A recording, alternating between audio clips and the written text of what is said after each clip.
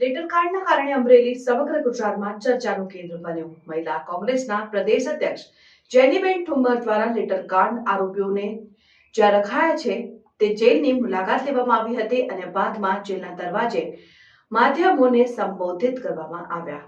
જે પ્રમાણે અમરેલીનું પ્રકરણ અત્યારે આખા ગુજરાતમાં ટોપ ઓફ ટાઉન બનેલું છે, જે પ્રમાણે દીકરીનું રિકન્સ્ટ્રક્શન હવે પાછું નવું નામ લાવ્યા છે. આજના હમણાં બપોર પછીનો નવો વર્ડ લાવ્યા છે ભારતીય જનતા પાર્ટીના આગેવાનો કે એ કોઈ સરઘસ નહોતું, રિકન્સ્ટ્રક્શન કરવાનું હતું. કઈ ટાઈપનું રિકન્સ્ટ્રક્શન હતું એ જે નેતાઓએ આવું સ્ટેટમેન્ટ આપ્યું છે કે આ કોઈ સરઘસ નહોતું, એમને હું વિનંતી કરું છું કે અહીંયા ઓન ગ્રાઉન્ડ મીડિયાના દરેક અમરેલી જિલ્લાના દરેક મીડિયાના મોબાઈલમાં એનું રેકોર્ડ છે કે એને રિકન્સ્ટ્રક્શન કહી શકાય કે એને સરઘસ કહી શકાય, એ આપ જ જોઈને નક્કી કરશો એવી વિનંતી કરું છું.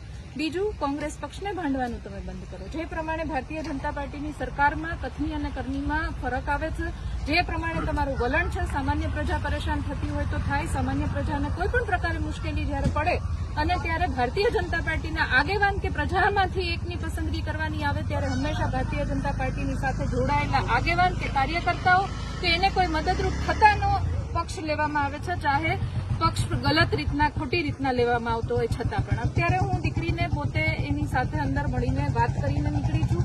એની સાથે સંપૂર્ણપણે એને જે રાત્રે 12 વાગે ઘરેથી ઉઠાવવામાં આવી ત્યારથી લઈને એને જે રિમાન્ડ ન માંગી હોત તો પણ ચાલત. જો માનવતા મરી ન પરવારી હોત તો રિમાન્ડ માંગવાની જરૂર નહોતી. પણ ખેર, તમને એવું હશે કે અમારે ક્યાંક થોડું જોર જબરદસ્તી કરીને એક છાપ બેસાડવી હતી તો રિમાન્ડ માંગી. હજી પણ દીકરી અંદર છે. અમારા બંને વકીલોની ટીમ અહીંયા એમની સાથે જ દીકરીને મળવા ગઈ હતી, લીગલ પ્રોસેસ કરી રહ્યા છે. જોવાની વાત તો એ છે કે ભારતીય જનતા પાર્ટીના 3 કાર્યકરો કે જેણે પત્ર લખ્યો છે, કોઈની હત્યા નથી કરી, કોઈનો બળાત્કાર કરીને કોઈની સાથે કૃત્ય નથી કર્યું.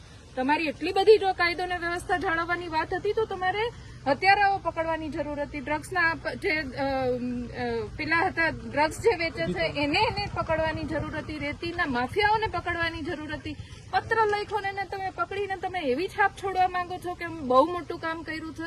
તમે વિચાર કરો એમના પક્ષના. હું તો કોંગ્રેસ પક્ષની આગેવાન ચૂંટણી પણ લડી છું, છતાં પણ હું કહું છું કે પક્ષથી પરે રહીને પ્રજાના પ્રશ્નોને અવાજ આપવો જોઈએ. મહિલાની જયારે વાત આવે, ખૂબ સંવેદનશીલ આ મુદ્દો કહેવાય, જયારે મહિલાને બાળકની વાત આવતી હોય ત્યારે કોઈ પક્ષ મૂકીને જેનાથી પણ અવાજ ઉઠે એને અવાજ ઉઠાવવો જોઈએ. એટલે મારી ફરજ સમજીને મહિલા તરીકે આ દીકરીનો અવાજ બનવા માટે આવી. એના પરિવાર સાથે તમારા માધ્યમથી ગુજરાતની જનતાને તમને પણ કહેવા માંગુ છું કે આજથી લઈને જ્યાં સુધી આ દીકરીને એના ઘરે નહીં પહોંચાડું ત્યાં સુધીના પરિવાર સાથે હું રહેવાની છું. કારણ કે આ પક્ષમાં ભારતીય જનતા પાર્ટીની સરકારમાં ભારતીય જનતા પાર્ટીના જે અંદર 3 એમના જ કાર્યકરો કે જેમણે સિંચન કરવામાં, પક્ષનું સિંચન કરવામાં કંઈ બાકી નથી રાખ્યું, એમને પણ વકીલો ન મળતા હોય તો આપના માધ્યમથી ગુજરાતની પ્રજાને જણાવવા માંગુ છું કે તમારા સુરક્ષાની જવાબદારી તમારી પોતાની છે. સરકાર પર અપેક્ષા રાખવી પોકળ છે ને જ્યારે કોઈ આ વાત કે મુદ્દો ચગશે તો આ તો રિકન્સ્ટ્રક્શન હતું ને આ તો કોઈ સરઘસ નહોતું ને આ તો લીગલ ખાલી પ્રોસિજર હતી. લીગલ પ્રોસિજરમાં રાત્રે 12 વાગે દીકરીને પકડી ન શકાય.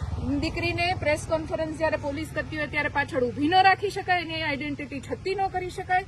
સરઘસમાં એને ખુલ્લા મોઢે ન કાઢી હોત તો એ તમારો એવડો મોટો કોઈ મુદ્દો નહોતો, ફેરવી ન શકાય. પણ આ દીકરી એક વખત બહાર આવે પછીના મુદ્દાઓ છે, ત્યાં સુધી જે લીગલ પ્રોસિજર ચાલે છે એમાં વકીલ સાહેબ જે એમનો કેસ લડી રહ્યા છે, સાહેબ અમારા પંડ્યા આ કેસ દીકરીનો લડી રહ્યા છે અને સતત અમે સંપર્કમાં રહીને આપના માધ્યમથી, કારણ કે આ ગુજરાતમાં અત્યારે ચર્ચાનો વિષય બન્યો છે એટલે સંપૂર્ણ માહિતી આપને પહોંચાડતા રહેશું.